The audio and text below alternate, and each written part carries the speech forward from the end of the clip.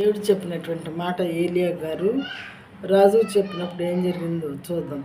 So he died according to the word of the lord that Elijah had spoken.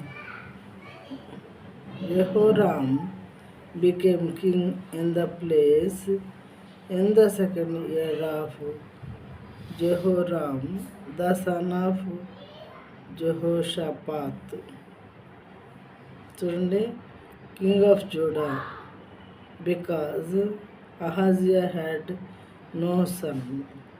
ఏలియా ద్వారా యెహోవా సెలవిచ్చిన మాట ప్రకారం అతడు చనిపోయాను. అతనికి కుమారుడు లేనందున యూదారాజు అయిన యెహోషాపాతు కుమారుడైన యెహోరాము ఏలుబడిలో 2వ సంవత్సరమందు యెహోరాము అతనికి మారుగా రాజాయను. ఇప్పుడు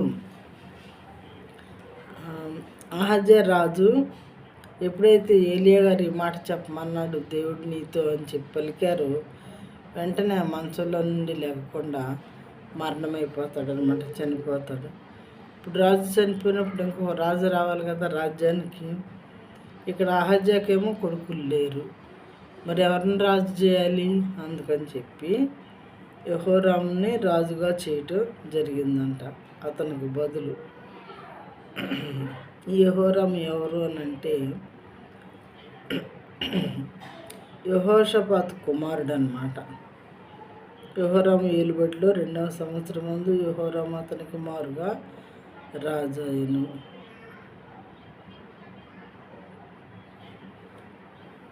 అయితే ఇక్కడ మనం తెలుసుకోవాల్సిన విషయం ఏంటంటే దేవుని శక్తి ముందు మానవుల శక్తి ఏమాత్రమూ చాలదు, ఎంచదగినదే కాదు.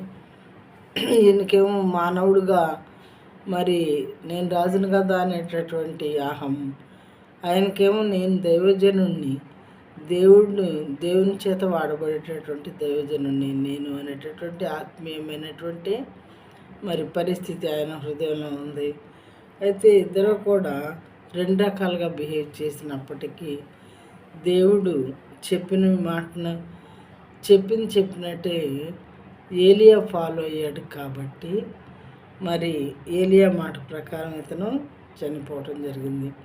ఏలియా సొంతంగా చెప్పలేదు, ఈ మాటలు దేవుడు చెప్పమంటేనే చెప్పాడు కాబట్టి ఇతను వెంటనే బయట దిక్కుండా చనిపోయాడు అనమాట. దేవుని మాట మానవులమైన మనము వినాలి అని దీని యొక్క మీనింగ్ ప్రియమైన వారలారా.